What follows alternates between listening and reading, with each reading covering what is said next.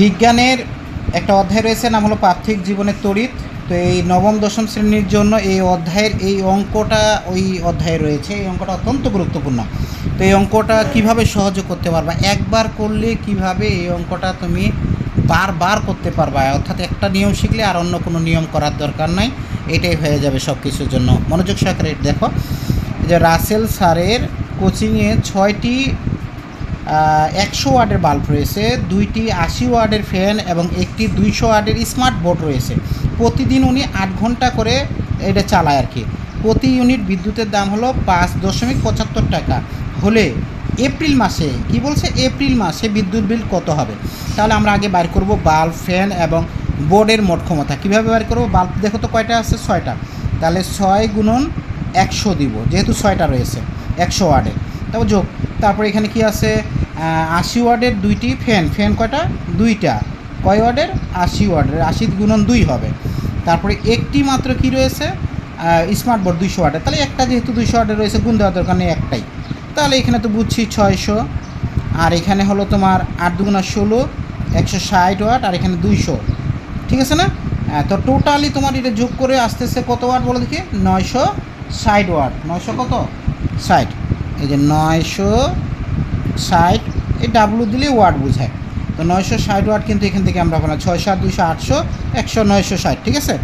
এখন আমরা জানি ব্যয়িত শক্তি সূত্র হলো P into T by 1000 unit. তো পি মানে পাওয়ার, ক্ষমতা কত পাইলাম বলেন? 960। আচ্ছা, টাইম, সময় কত দিন, কোন মাস বলেন তো আগে? এপ্রিল মাস, 30 দিনে। আচ্ছা, কারণ এপ্রিল মাস হলো 30 দিন, অন্য মাস বললে বুঝে নিবা যে কয় দিনে ওই মাসটা হয়। তো 30 দিন এপ্রিল মাস, সেই জন্য 30। কয় ঘন্টা চালায়?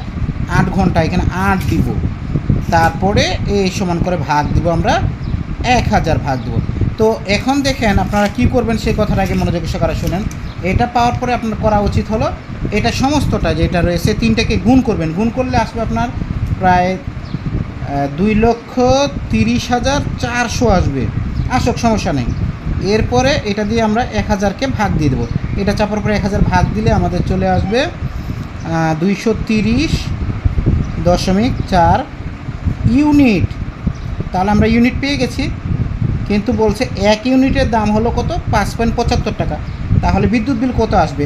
এই যে 1 ইউনিটের দাম যেহেতু 5.75, কত ইউনিট পাইছি? 230.4। তাহলে 230.4 দিয়ে এটাকে গুণ করে দেব। গুণ করলে আসবে 1324.8 টাকা। এটা আপনারা ক্যালকুলেটার গুণ করে দিবেন, তাহলে ইনশাল্লাহ এটা চলে আসবে। এই হলো আমাদের অ্যান্সার।